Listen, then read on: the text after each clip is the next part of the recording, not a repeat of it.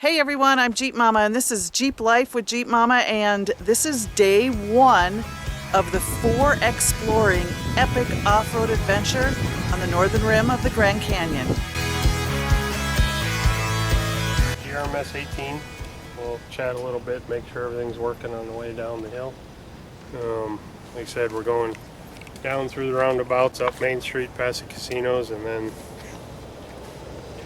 Lime Kiln Canyon. Gotta say it slower, I schmear it. Say it fast, 3 times. That's where we're going. That's our path up through the mountains to the high country, and then if everybody's ready to go, let's roll. Cut it, Bob, let's go.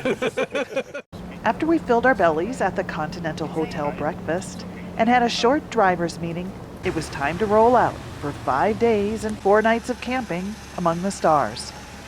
We left Mesquite, Nevada with full tanks of gas and a trailer of 56 more gallons. Once we hit gravel, we stopped to air down our tires for a more comfortable drive on those rocky paths up ahead. Little did I realize I was traveling with fellow YouTuber, The Gear Bunker. More with Eric from The Gear Bunker on day 5. We were on a journey of a lifetime with 350 miles of open wilderness and no amenities. Just us and the unspoiled nature of the Arizona Strip. The Arizona Strip is part of Arizona, lying along the northern rim of the Grand Canyon, north of the Colorado River. Life is good. There are scattered settlements throughout the region, the Kavivits Indian Reservation, and the rest of the land protected by the National Park Service, Bureau of Land Management, or the U.S. Forest Service. The Strip is typical of the West with its red rock canyon and dry climate, which leads to the vegetation of cacti to grassland and sagebrush, to junipers and pinyon forests, even a ponderosa of pine, spruce, fir, and aspen trees on the plateau. It contains magnificent cliffs, spectacular canyons and valleys that fluctuate from the vast high desert to pine-covered mountains. We began our trip traveling into the Virgin Mountains with a moderate climb over Lime Kiln Pass to the canyon.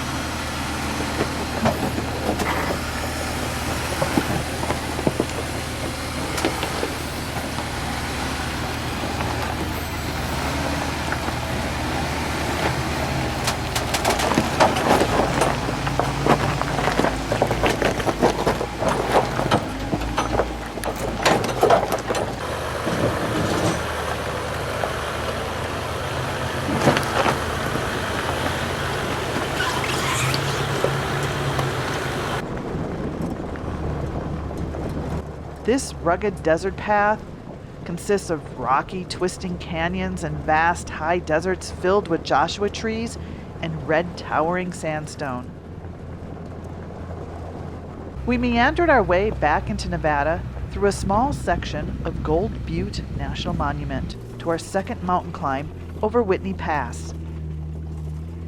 Once through Whitney Pass, you could see for miles on the high desert plains the Grand Gulch Canyon. The views were spectacular.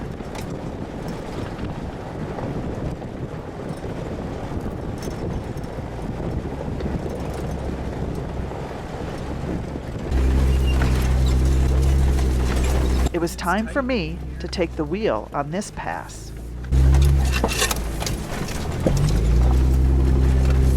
Pinstriping with Jeep Momma. One of the most challenging trails on the Arizona Strip.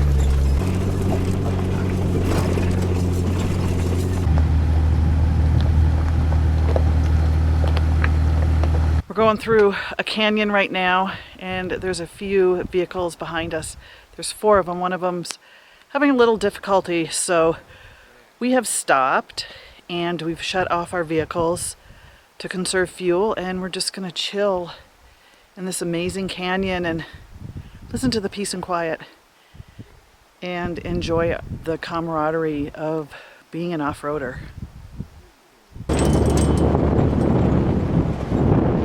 We were making our way through the Grand Parashant National Monument. The scenery was breathtaking, and the deeper we went, the more spectacular the views. Parashant is remote and vast. No crowds, no lines. Endless blue skies, isolated cattle corrals, lone cowboys. I got to see one near the end of the trip. And one of the best places in the world to view dark night skies. We came upon an old abandoned mine and decided to make camp for the night. Up the hill from the mine at an old airstrip overlooking the canyon on a solitary vista. Grand Gulch Mine.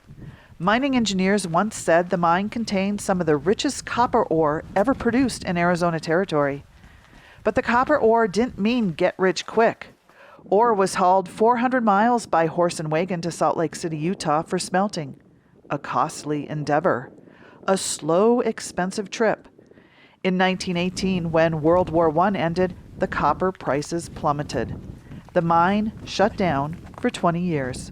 Then, during World War II, demand for copper rose again, and the Grand Gulch Mine came back to life. No longer using horse and wagon to haul copper, instead, this time, trucks successfully hauled out the ore. Copper mining continued until a fire in 1955 that destroyed the main buildings. Eventually, by 1958, the miners abandoned the mine. Exploring old mines can be dangerous with rusty metal strewn about and vicious flying insects. You needed to be on your top game. I was not. Somehow, a bee flew down my shirt and stung me twice on my boob. How that bee got into my shirt, I will never know. I thrashed about trying to get that bee out of my shirt. It was quite a sight. Thankfully, no one saw me, but only heard me. One of the adventure ladies was nearby, and our first meeting was her pulling a stinger out with her fingernails. Her husband came to the rescue with his first aid kit, excited to finally rip it from the Velcro. It was an amazing night up on that airstrip. The light pollution from Las Vegas was still visible on the horizon, but the stars and planets were abundant. Bob, Mary, and the crew were preparing a gourmet meal while the guests got to know each other on the first night of this amazing adventure. Stay tuned to see what was on Bob's menu for the night. And be sure to check out my other video in this video series, What is 4Xploring? For more Jeep Life with Jeep Momma, head over to my blog at jeepmomma.com.